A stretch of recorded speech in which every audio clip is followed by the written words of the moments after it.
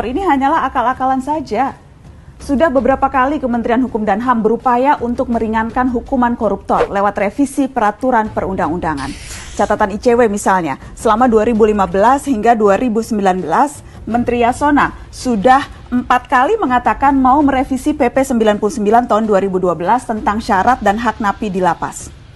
Jadi tidak heran kalau ada yang berpikir bahwa rencana pembebasan napi koruptor ini sekedar memanfaatkan isu COVID-19 untuk memuluskan keinginan lama, mempermudah remisi bagi koruptor. Jadi, Pak Menteri yang terhormat, supaya kita tidak curiga macam-macam, coba dibuka dulu ke publik narapidana kasus korupsi apa dan di mana yang menempati sel berdesak-desakan seperti napi umum pencuri ayam yang bahkan harus tidurnya bergantian. Oh ya, sekalian, kalau memang mau cek lapas koruptor, titip cek lagi sel Papa Setia Novanto dan kawan-kawannya di Sukamiskin. Lagi di sel nonton Netflix atau lagi pelesiran makan di warung Padang ya?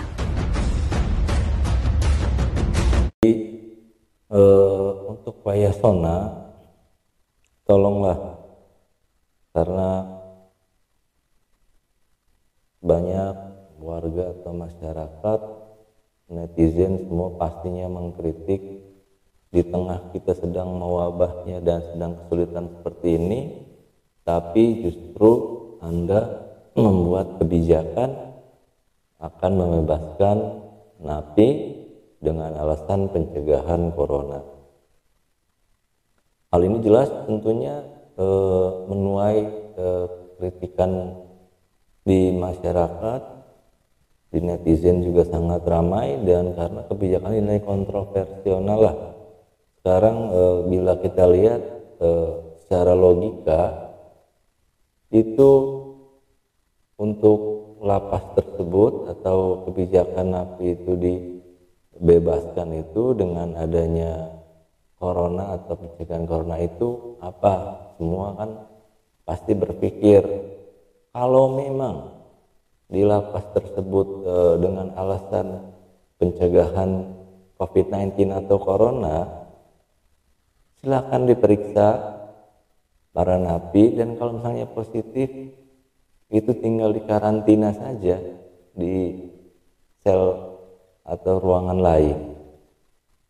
Dan selama ini belum sampai terdengar ada informasi di lapas ada yang positif corona, dan jika memang ada misalnya 5 atau 10 orang terpapar, itu masyarakat menilai ya tinggal dikarantina saja seperti yang saya bilang tadi. Dengan kebijakan ini semua masyarakat akhirnya mengkritisi dan sangat kecewa terhadap Bapak Yasona. Karena kenapa?